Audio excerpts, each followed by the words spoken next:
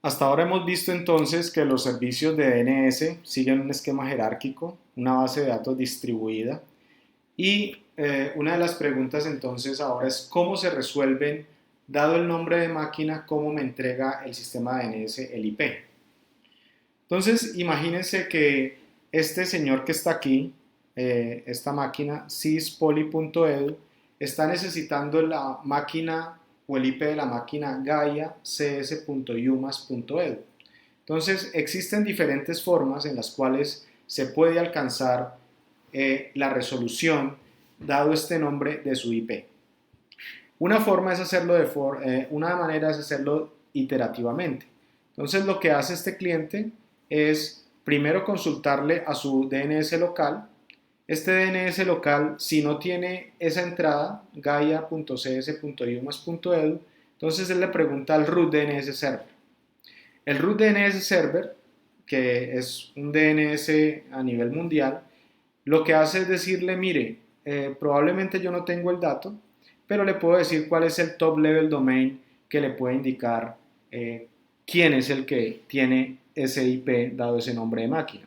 Entonces, lo que nos van a indicar aquí es un top level domain edu. Lo que hace entonces el local DNS es consultarle a ese servidor de DNS edu.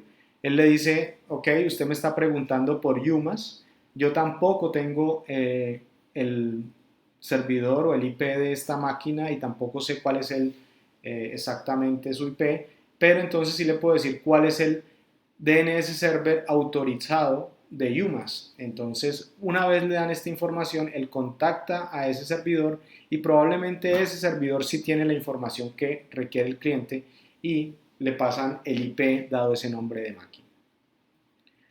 Otra forma de hacerlo es siguiendo un esquema recursivo. En el esquema recursivo entonces lo que hace el cliente es pedirle al DNS la información, al local. Si el local DNS no tiene la información, entonces va hasta el root DNS server. Si este no lo tiene, entonces va hasta el top level domain server. Si este no lo tiene, entonces va al authoritative DNS server y este sí debe tener la información y se devuelve la respuesta de esta manera.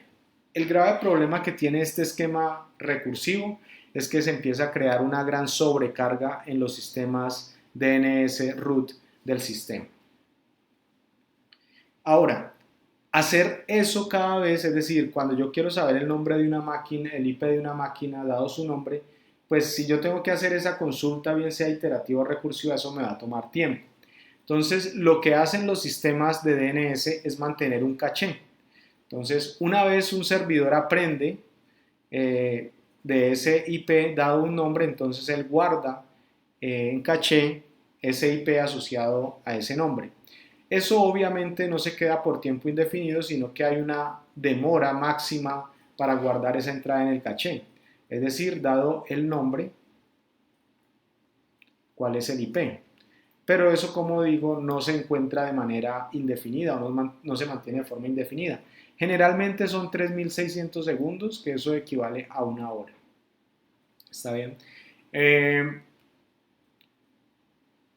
un problema que se encuentra con este esquema donde yo hago un nombre, un IP y esto me va a durar 3600 segundos, es que si por alguna razón esa máquina que yo estoy utilizando por este nombre en ese sitio remoto le cambian el IP, entonces solamente una hora más tarde el sistema se va a dar cuenta que ese nombre ya corresponde a otro IP.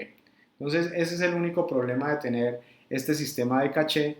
Nos permite acceder más rápidamente a la resolución de un nombre y convertirlo a un IP, pero si ese nombre se le asigna a otro IP, nos vamos a demorar un tiempo en darnos cuenta de esa actualización.